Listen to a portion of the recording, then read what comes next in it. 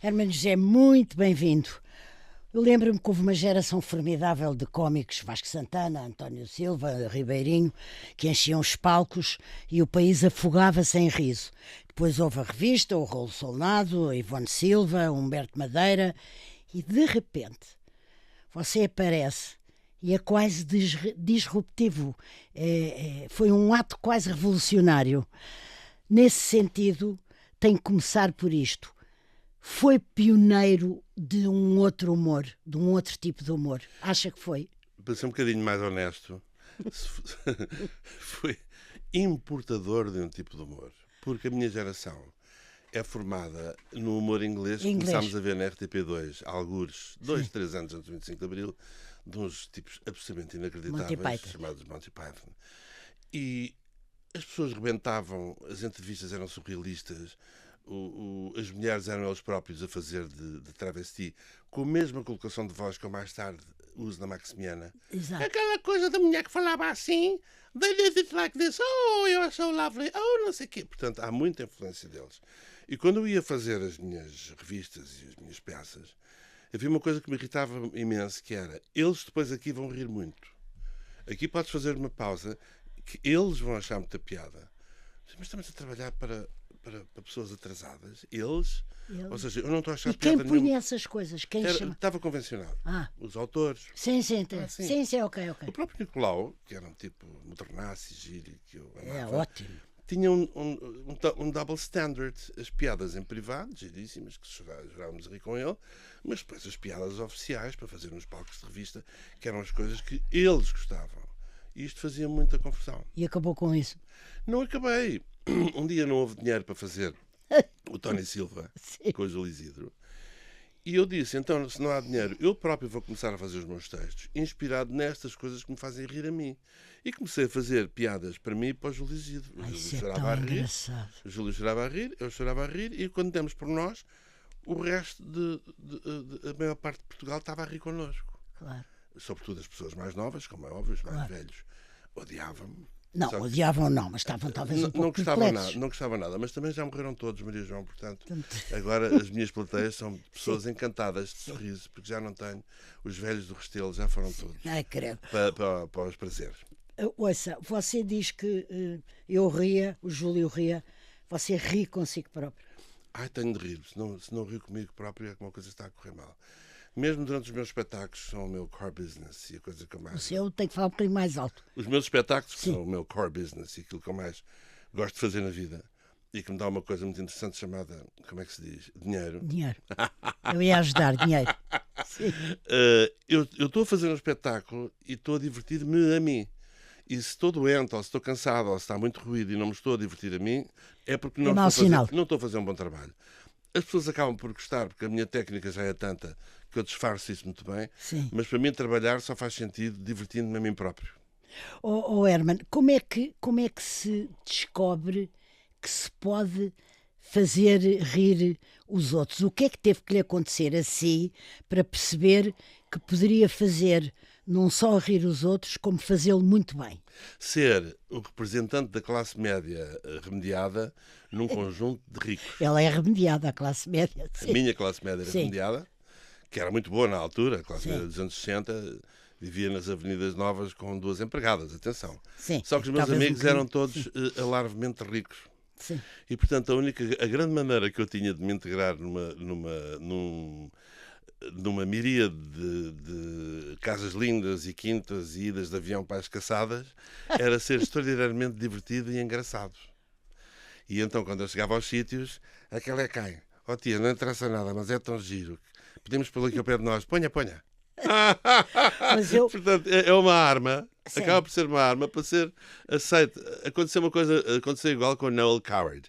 Sim. O Noel Coward era um grande autor. Britânico, fantástico. Ele era Autor, namoradinho de um Lord qualquer coisa. Sim. O Lord qualquer coisa, antes de morrer, pediu se a sua amiga Lady não sei quantas não tomava conta do miúdo. Sim. E ela tinha uma daquelas casas tipo Downton Abbey. Sim. E o miúdo ficou a viver numa daquelas casas periféricas. Sim. Mas era tão interessante e tão bom contador de histórias que foi mudando de casa cada vez mais perto para a casa principal e acabou a viver com a família. E então todas as peças dele são baseadas naquele mundo de upstairs Sim. que ele viveu por empréstimo.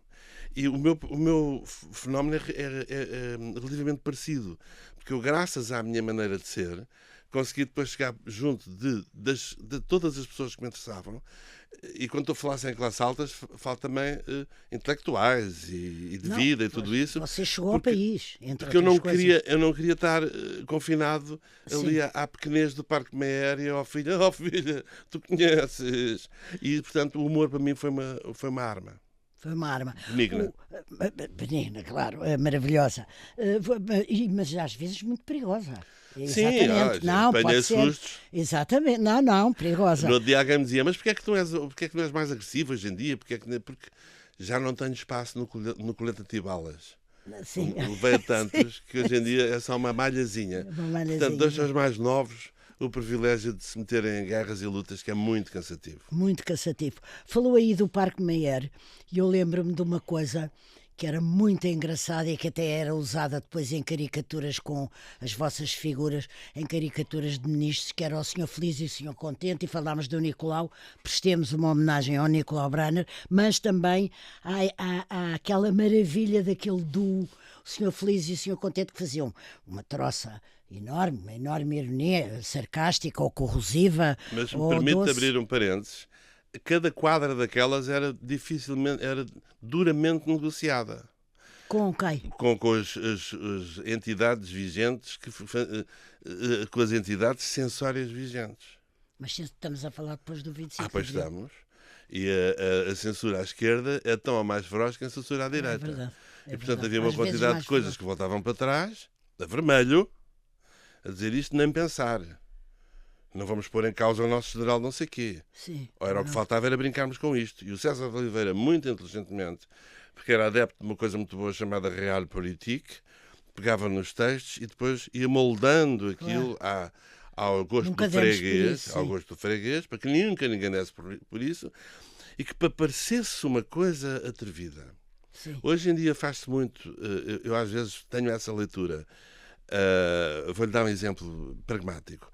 O Trump chegou a acordo com a vice-presidente da Venezuela e ela de vez em quando aparece a insurgir-se contra o Império Americano e estão a abusar de nós. Eu não tenho qualquer dúvida. Não. São pequenas bolsas negociadas. Claro. Finge lá que és independente para toda a gente ficar contente. Claro. E as nossas quadras tinham muito disso. Eles são tão corajosos. Não são nada. Era claro. A coragem possível dentro do espaço que ficava ali. Claro. Quando eu comecei a contrariar isso em algumas alturas, ia pagando esse atrevimento muito caro. Herman, e quem é que já agora, mas num segundo, porque eu tenho aqui muitas curiosidades, quem é que fazia o risco encarnado? Havia os autores. Não é preciso dizer os nomes, é os autores. Não, havia os poderes, têm sempre os pequenos poderzinhos que fazem aquilo que acham que o patrão gostaria que fizesse. Claro. E muitas vezes são eles próprios. Sim. Eu tenho um programa que foi censurado em pleno cavaquismo e enquanto os pequeninos cavacos me censuravam o programa, o grande cavaco recebia mensalmente para ver como é que íamos sair da situação, porque estava embaraçadíssimo. Sim. Ou seja, quem tinha feito o serviço eram aqueles que achavam que iam prestar um grande serviço ao líder, porque enfim, a Maria João percebe melhor do que ninguém. Percebe, e acho que quem te está a ouvir também percebe. Acha que foi, sobretudo, no Senhor Feliz e no Senhor Contente, ou estou enganadíssima, que se começou a dar por si como muito bom no país? Foi. Não é nos pequenos círculos de teatro. Foi aí, sem dúvida. Mas depois tive apanhei um susto muito grande, Maria João. Porque quando aquilo acabou, instalou-se uma espécie de esquecimento. Que me assustou imenso. Com certeza. Do qual eu saí. Quem desaparece esquece como? Com o anúncio Água Castelo. Eu estava a fazer revista na altura. Sim. E entrava e era é aquele. Sim. Este foi aquele que fez. Sim, que teve com o Nicolau. Sim. Diferente. De repente eu começo a fazer um anúncio Água Castelo, que foi um êxito na televisão. Whisky com Água Castelo. Vermute com Água Castelo. Não sei o que com Água Castelo. Tudo com Água Castelo. Água Castelo com tudo. E o anúncio serve de espoleta ao arrebentamento da minha primeira fase, trazer para a memória das pessoas que este era aquele miúdo que...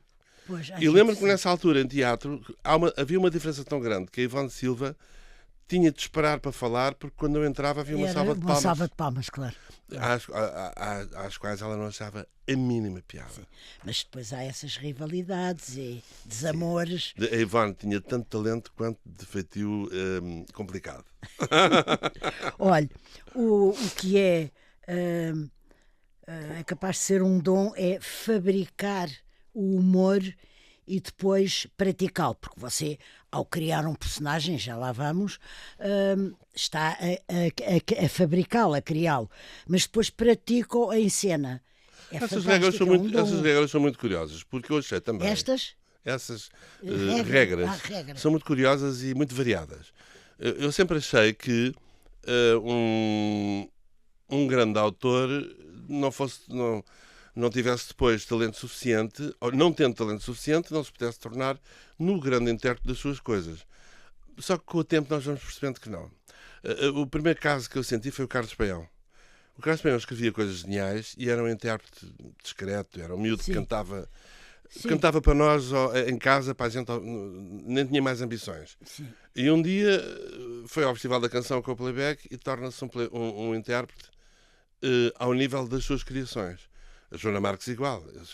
Quando eu conheci a Joana Marques, jamais sonharia sequer que aquela jovem eterna figura pudesse um dia aos microfones vender tão bem o seu papel. Com o Ricardo foi diferente. O Ricardo Aruz Pereira trazia-me os textos da Antena 1 e líamos, porque eu nem sempre tinha tempo, andava tão ocupado que nem tinha tempo para ler nada. E eu divertia-me imenso com ele. Dava-me uma vontade de rir tão grande, tão grande. E portanto, quando ele começou a aparecer, eu pensei, está certo, é isto, porque estava lá dentro o seu... Mas ao mesmo tempo posso-lhe dar outros exemplos de intérpretes que muito apagados e aparentemente sem chispa, que depois, pegando nos seus magníficos textos, arranjam uma maneira de fazer uma deliverance. O exemplo mais extraordinário é o Woody Allen. O Woody Allen é feio, é pequenino, não tem qualquer jeito, era um grande autor. Exatamente. E um dia começa a ir para os programas de televisão com aquele arzinho dele. E era um ator irresistível. E de repente toda a gente começou a adorá-lo. Portanto, as regras aí são, curiosamente, muito variadas. Herman, falou do Ricardo e do Carlos Paião, enfim, tem nomeado pessoas, mas a partir de uma certa altura você tinha um grupo de pessoas as produções fictícias que lhe escreviam. As produções fictícias nascem porque eu queimei. É isso que eu quero saber. Eu queimei por causa da rádio. O Rangel amava-me. E enquanto a TSF... Você amava. Claro. Era uma boa... Enquanto a TSF não era legalizada, foi-me buscar... Eu estava a fazer programas na Antena 1, muitos dias, ao fim de semana, a convite do meu querido João David Nunes e do saudoso Jaime Fernandes. Entretanto, deu-se aquela confusão do humor de perdição, portanto, aquela coisa desagradável. O Rangel puxa-me para a rádio e eu começo a fazer na Rádio Diário crónicas que paravam o país. Só que tive 3 anos a fazer e quando cheguei ao fim estava queimado. Não era capaz de escrever uma única linha. Quando comecei a fazer o Parabéns na RTP, convidei um jovem professor de português chamado Nuno Artur Silva, que escrevia uns textinhos muito engraçados juntamente com outro jovem e comecei a ter tanto trabalho que eles queriam as produções fictícias. Portanto, as produções fictícias nascem pela minha incapacidade de continuar a escrever. Mas olha, é um dom raro ter há mais de 50 anos as plateias do país a rir consigo ininterruptamente. Quer dizer, como é que você olha para isto? 50 anos, e talvez até, não sei se um bocadinho antes. Há um segredo muito interessante, que é nunca parem um segundo para usar o passado como argumento para agradar no presente. Estou sempre a começar de novo todos os dias. O último espetáculo que fiz foi uma festa de aniversário no Porto, de um fã. Fã que fazia 50 anos. A minha primeira preocupação, estava rodeado de 200 pessoas da geração dele que me adoravam. Incondicionalmente. Ou seja, era um ambiente que eu não precisava fazer nada. Era chegar, olá, está tudo bem. Já tinha ganho antes de nem chegar. Pensar. Já tinha ganho antes de chegar. A minha obsessão é, vou começar do zero e daqui a 1 hora eles vão ter a percepção se viram um grande espetáculo ou não viram. E eu sempre vivi assim. Portanto, a minha preocupação é sempre no presente. Portanto, nunca descansei. E depois, como felizmente nunca enriqueci, tive sempre uma capacidade. Mas dizia-se que você tinha dinheiro, tinha aquilo que os portugueses consideram-se sinais exteriores de riqueza, barcos e mais do que uma casa. E tenho uma vida extraordinária, só que é toda é um iceberg só com a ponta.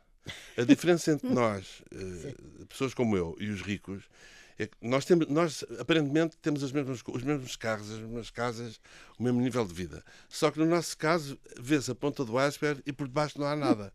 Se não continuarmos a trabalhar, o iceberg desaparece. Os ricos não. Sim. Têm a sua estrutura e depois aparece a claro. pontinha do iceberg, não é? E portanto, essa inquietação foi-me sempre muito criadora, porque eu não posso deixar de trabalhar para continuar a ter as alegrias Claro.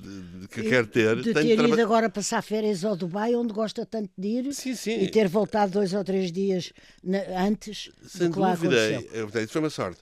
Ou de ter sítios muito bonitos onde vivo, ou de ter pessoas, claro. colaboradores que recebem bem, que eu muito respeito. Quer dizer, tenho mesmo de trabalhar, porque senão o iceberg começa a derreter e fica um bloquinho de gelo igual aos demais. Mas agora não está a fazer nada na RTP estou numa espécie de layoff, consentido de ambas as partes, portanto, que um dia deste há de acabar. Mas era por causa da reforma? Digamos que há pequenos busilis burocráticos que estão neste momento a ser resolvidos. Pronto. E que têm de ser respeitados. Portanto, claro. Aqui Lei é lei, e portanto não há vítimas, há pessoas a ver o que é que se pode fazer em função daquilo que está feito. Entramos em conversação sem qualquer pressão. E tenho dívida de gratidão nestes últimos anos gigantesca com a RTP. Gigantesca. E em fases complicadíssimas. Fase da Covid, nós nunca deixámos de trabalhar. Nem nunca deixámos de receber. Chegámos a fazer os programas em casa com telemóvel. Uma coisa notável. São coisas que não se Portanto, esquecem. eu não, de maneira nenhuma. A balança a favor da RTP é uma coisa gigantesca. O que eu tenho realmente, que adoro e faço, são os meus espetáculos, que continuam a ser a minha grande fonte de Tem um agente rendimento. a quem se telefona, fala-se para si. Sim. E trabalho muito. Eu não trabalho mais porque não quero. Porque não é o quero, pico. nem me apetece. Não, eu preciso ter tempo também para mim. E o que é ter tempo para si? Olha, por exemplo, ir como fui agora 10 dias passear, ou estar aqui consigo e a seguir ir à fisioterapia por causa do ombro de um acidente que tive, e à noite jantar com amigos e não ir outra vez a correr para Vila Nova de Gaia fazer um espetáculo para uma empresa. E pergunta que público é quando o convidam não para preciso. festas de aniversário. Que interessante. Hoje em dia eu estou de tal maneira aí. Deixe-me ser imodesto um bocadinho. Eu gosto imenso que seja Eu imodesto. estou de tal maneira na posse das minhas faculdades artísticas que eu chego ao sítio, faço tipo de um scan e vou em direção às pessoas fazer precisamente aquilo que eu sei que elas querem, esperam. Que elas querem e lhes vão deixar felizes. E isso é fantástico. Seja uma festa de uma empresa de advogados, seja um dia a seguir uma festa de uma aldeia nos arredores de Coimbra. Sim. Ou de Trás-os-Montes. E tenho Gosta munições. de ser transversal, orgulha-se de ser transversal. E tenho repertório para tudo. Tenho músicas populares, tenho histórias de vida, tenho histórias picantes, ou seja, sou um multiusos maravilhoso. Sou o artista que eu gostaria de ter numa festa minha. Boa! Isso é que é uma bela frase. Chama-se o sentido da frase, le sens de la formule. Eu lembro-me de ter visto ao vivo e em direto, ao longo de muitos anos, o seu gênio, se quiser a sua excelência, pelo lado da alucinante diversidade na criação dos seus personagens. É algo que para mim o distingue absolutamente no panorama do humor português, desde há muito tempo a esta parte, antes do 25 de Abril inclusivamente, que é a capacidade de criar personagens tão diversos quanto o Esteves e a Maximina e o Eu Sou Mais Bolos e o Esteves, etc, etc, etc. O Nelito. Pode ser um processo rápido chegar-se como é que é de explicar, à perfeição com que se criam estes personagens, ou é uma coisa que se vai aos solavancos até descobrir é isto mesmo? É uma característica genética que vem connosco da infância. Por causa do seu pai o filmava era um Vou dar um cineasta exemplo. amador. Quando a jovem Maria João Pires, aos 4 anos, se sentava ao piano e com umas mãozinhas pequeninas, que nem eram de pianista, desatava a fazer coisas, E a tocar Mozart. ficava tudo bom. E está aqui qualquer coisa que não é normal. Teve depois a felicidade de alguém que pegasse nela e a pusesse a aprender música. Quando o jovem Cristiano Ronaldo, no meio de uma infinita pobreza e tristeza e quase fome, fazia coisas inenarráveis com a bola no meio de um grupo de miúdos maiores, mais seguros, mais alimentados, alguma coisa estava a acontecer. E quando eu, aos 4, 5 anos, tinha a capacidade, nas festas de Natal da escola alemã, ter plateias de 300 e 400 pessoas paradas em silêncio a ouvir os meus disparates e a rir desalmadamente, temos aqui uma configuração genética que te vai definir o resto da vida. Uma semente, sim. Porque eu fazia com os professores aquilo que faço com essas figuras todas que Mas, disse. por exemplo, com 4 anos, o que é que você podia fazer num palco que despertasse a esse Imitava ponto? os professores. Imitava os professores. Era genial. Inventava coisas. 4, 5, 6. Pronto, 4 estava inventando. Sim. E era o protagonista das peças. E, portanto, era verdadeiramente genial. E cantava genialmente, porque antes de mudar de voz tinha uma voz de soprano, tipo pequeno cantor de Viena. Canta muito, muito bem. Sim, mas medíocre em relação àquilo que eu era antes de mudar de voz. Sim. Tinha uma voz preciosa de soprano, de tipo pequeno cantor de Viena, de ouvido absoluto, com uma afinação incrível. Depois, a mãe natureza, tramada, disse: agora vou-te dar isto tudo e agora vou-te retirar toda e qualquer capacidade de fazer seja o que for com uma bola. Eu sou o maior, 0 à esquerda, dá-me uma bola e eu aponto para si e vai parar àquela porta. Eu não consigo... Eu não consigo dominar. Sim. O que na escola era terrível, porque era sempre... Eles adoravam-me, os meus colegas adoravam-me, mas quando era para jogar a bola, rezavam porque eu tropeçasse ou me constipasse ou desaparecesse, por simplesmente. Porque não tinha qualquer talento. É engraçado isto, não é? E portanto, e depois o que é que foi fazendo disso aos 9, 10, 13, 14, 15 anos? Continuei sempre, e quando finalmente achei que ia ser músico, o Pedro Osório adorava-me e foi o primeiro a dar-me a mão para eu... Aí com que idade? 17, 18, 19, para eu, enfim, me tornar músico de estúdio. Comecei a sair caríssimo aos estúdios porque eu só fazia disparates e as pessoas riam e não se gravava. Porque o meu instinto era fazer disparates, imitar. Vou-lhe dar um exemplo. Fazer humor. De tudo me prestava para fazer humor. Vou-lhe dar um exemplo. Quando se põe antigamente gravava-se analogicamente, não é? Agora que é tudo digital. Quando a pessoa se enganava e punha a fita ao contrário, aquilo fazia.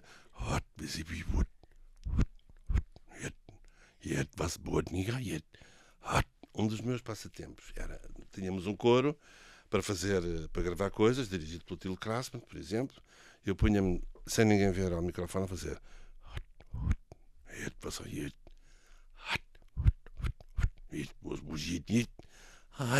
E quando olhava para a janela, estavam os técnicos todos de rapar à procura qual era a via a variada. Pensando que era verdade. Portanto, quem diz isto diz milhares de outras coisas. Imitar os cantores com quem gravava, imitar os fadistas, imitar a Amália, etc.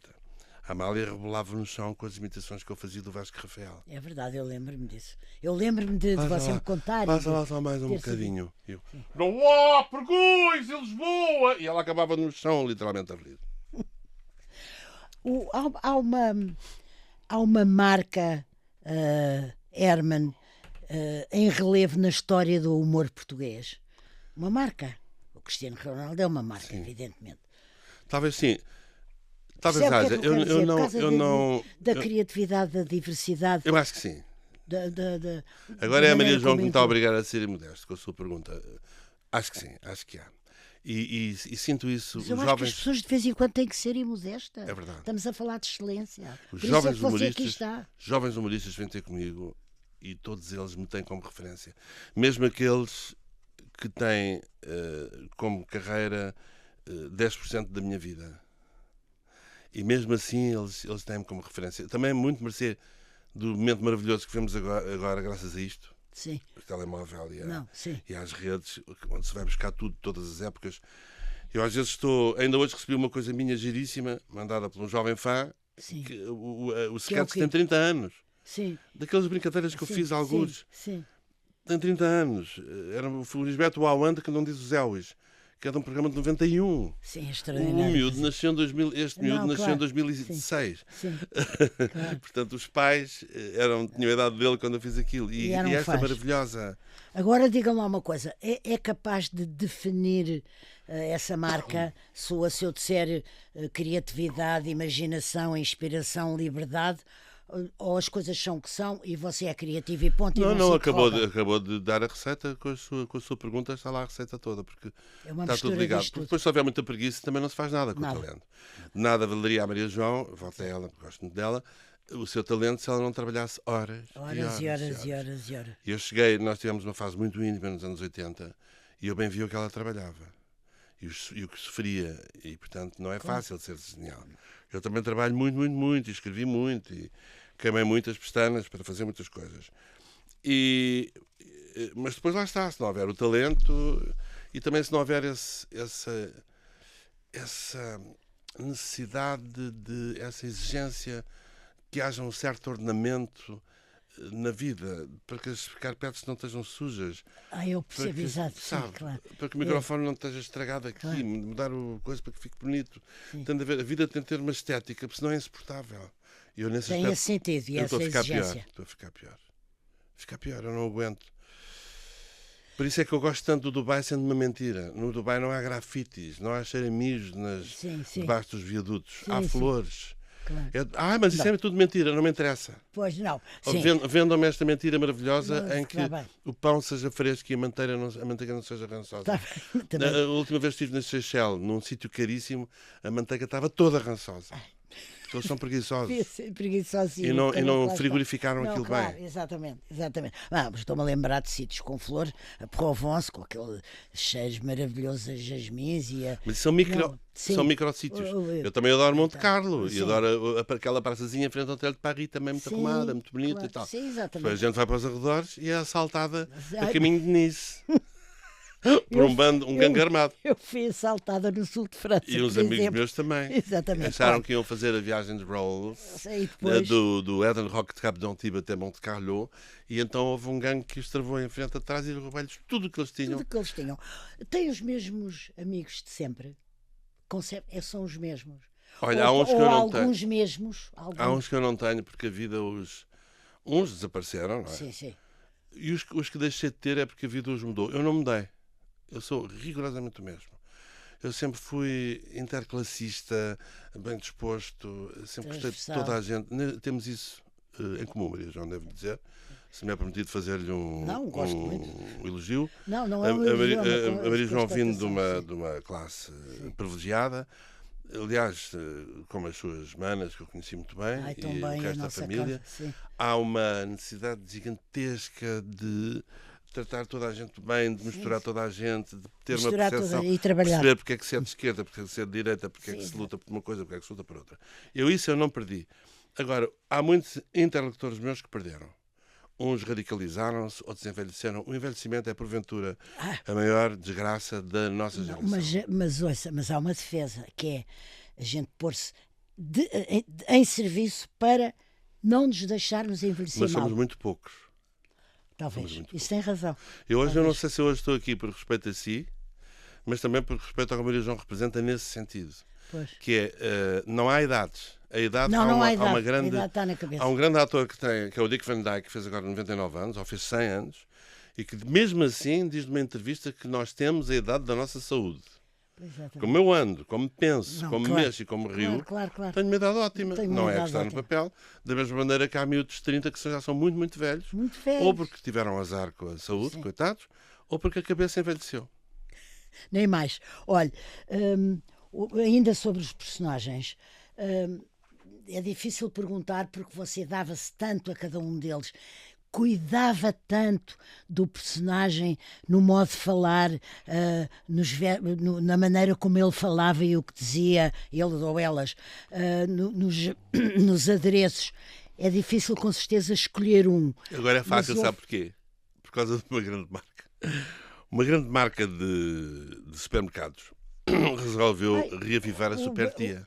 com o Vasquinho de querido Pereira Coutinho, que faz também a sua tia Beli, e eu descobri que aquela tia que eu fazia, que era a super tia, que quando eu a fiz... Não era a cozinheira. Não, isso era a Filipa. Isso era a Filipa, exatamente. Era uma super tia que eu fiz no Herman em 97, no Herman Enciclopédia. Ela tem a minha idade que eu tenho agora. Portanto, eu ponho a coisa a minha blusinha da Hermès, com a minha cavaleira, a rapidez de pensamento, a ultra leveza, que é tudo indiferente. E ficou tão divertido. Lembro-me lá, diga só uma frase para ver, não me estou a lembrar. Olha, super tia, o melhor que a vida tem, Catorreira, que é um estalo. Era uma tia que era a super tia, que punha a capa e voava, como o Chico que fazia de Robinha. Isto nesse programa. Sim. E agora, o Vasco faz comigo uma espécie de acompanhante, ótimo, e a rapidez com que tudo se passa. Elas são, a minha super tia, são a súmula de todas as mães, daquelas mulheres maiores que a vida que eu conheci nos anos 50, 60 e 70. Mas também é que havia aquela composição verdadeiramente extraordinária dos Esteves, e havia a cozinheira a Filipa, sem dúvida. Mas a Maria João perguntou-me agora qual é que eu sinto mais presente. Sim, é essa. Porque agora, quando eu a fiz nos filminhos que nós fizemos, ela estava tão verdadeira, a rapidez de pensamento e, sobretudo, a felicidade. Porque uma tia que tenha saúde, que tenha roupa, que vive numa casa linda, é tudo indiferente. É tudo diferente, está a ver? Ai que bom, ai que croissant, ai que maravilha, ai que delícia, olha ali não sei o quê, é tudo. Um caixote de lixo é uma instalação de Cabrita Reis, é tudo fantástico. A instalação de Cabrita Reis é ótimo. E portanto, o que eu me diverti a fazer essa personagem, e foi um êxito muito grande, a campanha foi feita para a net.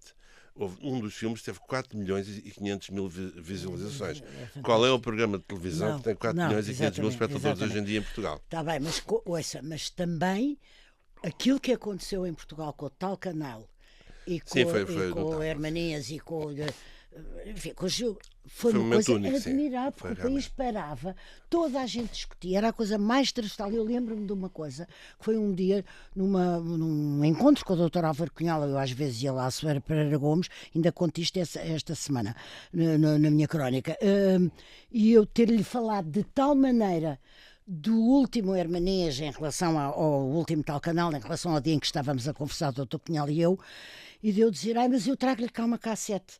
E uma cassete VHS, que é uma coisa que ninguém com menos de, 50 anos sabe o que é uma cassete VHS. Eu levei lá a cassete e ele achou quase natural. Ou seja, era tão natural ser seu espectador e tão bom e tão divertido, e depois discutia-se a semana inteira tudo isso. Tem a consciência fascinante. E pode ser também que na sequência disso eu acabei um dia por ser convidado pelo próprio Dr. Álvaro Cunhal um dia. Ele queria a minha opinião sobre o que é que a esquerda deveria fazer para ser mais atrativa para a juventude. Chamou para lhe dizer, ou está a fazer agora não estou a falar sério. O nosso interlocutor foi Fernando Tordo. Queria-me ouvir. Sim. E eu fiz um esforço enorme para não ser previsível, mas também não dizer precisamente tudo aquilo que eu pensava. Pois, porque, obviamente, uma pessoa que está apaixonada pelo sistema comunista e que tem uma ligação à União Soviética e que acredita verdadeiramente, como ele acreditava, que o futuro da felicidade passava por ali, eu não tinha o direito de ir lá dizer, olha, desculpe, que isso é tudo aquilo que a juventude não quer ouvir, que são regras. Sim, não é? Claro. Mas correu bem. Ele fez algum caso? Não, foi fantástico. Não se fez algum caso do que você lhe disse? Fez. Ouviu-me com maior atenção. Bom, está bem. Porque eu não fui, atenção, porque eu fui muito... Eu disse-lhe aquilo que ele disse-lhe em tons... O que eu faço sempre um exercício que é, eu ponho no papel do meu interlocutor. Claro. Portanto, eu falei com o meu conteúdo e de encontro aquilo que eu acho que ele gostaria de ouvir. Porque eu tenho a certeza absoluta que se começasse a ser duro demais na minha análise do paraíso soviético, russo, soviético, que ele teria ficado com aquele olhar branco e entrava por um lado e saía pelo outro. Não foi o caso. Mas não foi o caso. Mas você gostou de ter sido, no sentido nacional do termo, de tenho muitas saudades dessas. Ter sido condecorado pelos poderes. Gostei. Porque é uma distinção nacional. Sim, gostei muito. Tem a ver com o seu país. Eu aproveito também a boleia dessa pergunta para dizer o seguinte. A primeira vez foi pelo Mário Soares, em 92. Agora, recentemente, o professor Marcelo Rebelo de Sousa. E assim por baixo, uma coisa que eu ouvi dizer. Acho que no blog, acho que no podcast do Júlio Isidro, em que assumiu frontalmente o seu orgulho por ter tido um presidente como Marcelo. E se ter sentido sempre muito bem representada. Não, sim, eu tenho muitas discordâncias na maneira política, mas quanto à grandeza dele enquanto personalidade. Não, sim. E eu tenho precisamente a mesma opinião. Eu acho que dificilmente voltaremos a ter uma figura tão completa, tão culta e tão especial. Sim, mas tenho que assumir aqui que de vez em quando escrevi críticas duras, para não pensar que agora é exato. Agora tenho duas caras e como ele se vai embora, então estou a aligerar as coisas. As críticas que faz é de certas fórmulas que achava que não deviam ter sido, mas que não põe em causa não põe em causa o brilhantismo intelectual e a maneira como nos representou. Não, de maneira como Mário Soares, eu sou um fã soarista louco e, no entanto, tive imensos momentos. E agora tenho 2 minutos e meio e eu também somos Ficámos aqui um dia inteiro, nós. Ficávamos, mas ouça, há outra diversidade em si, que é a sua capacidade, e que é também de excelência, que é a sua capacidade de ser autor, ator, músico, apresentador, realizador ou produtor, seja no teatro, na televisão, na rádio, está sempre como um peixe na água, no humor, seja com que instrumento for. Tem a absoluta noção disso. Pode cantar, produzir, representar, interpretar, escrever. E sou muito feliz nessa diversidade. Aliás, a diversidade faz-me feliz em muitas coisas. Também, por exemplo, na alta cozinha, ou na cozinha em geral, que é uma coisa que eu adoro. Você é cozinheiro. Sou cozinheiro e tenho o maior respeito por um vol-au-vent de Lavagante dos Não Sei Qual Club, como tenho pelas pataniscas. Sim. Umas pataniscas de batasca ou boa. por um bife de melhor café de São ainda Bento. A patanisca, sim. Portanto, acho que na diversidade é que está a grande alegria. Qual é o seu grande prato? O meu grande prato? Sim. Lulas recheadas, servidas com carne, lulas pequeninas recheadas com carne, molho de tomate, servidas com um extraordinário puré de batata. Extraordinário feito por si. Extraordinário, pretende ser extraordinário, de ser feito com batata, tem que ser, com manteiga com e com um bocadinho de nata e muita noz moscada. Já está a receita. O que é que o emociona por dentro? Já sei que há o hábito de anos e anos, mas não interessa, também há um coração. Como é que o seu coração se emociona quando você está num palco com centenas de pessoas à frente a rirem? Como é que se emociona-se? Não, emoção aí não. É uma coisa, também é uma coisa quase gastronómica também. É como a primeira dentada numa grande sandes de pão, aquelas baguetes francesas, sabe? Quando nós estamos com fome, ou um grande golo de sumo de laranja quando estamos com sede, ao pé da praia. É uma golfada de prazer. Ai, que bom. Uma golfada de prazer. Olha, Herman, agradeço porque acho excelente mesmo. Gostei imenso de falar aqui este bocadinho consigo. Pareceu tão pequenino. Ficávamos aqui até às 8 da noite. Ficávamos, eu sei. Mas há de haver outras ocasiões. Parabéns, fez-me rir a mim, aos meus filhos e aos meus netos, a quem mostro as suas coisas há anos e anos e anos. Um beijinho. Um beijinho grande também.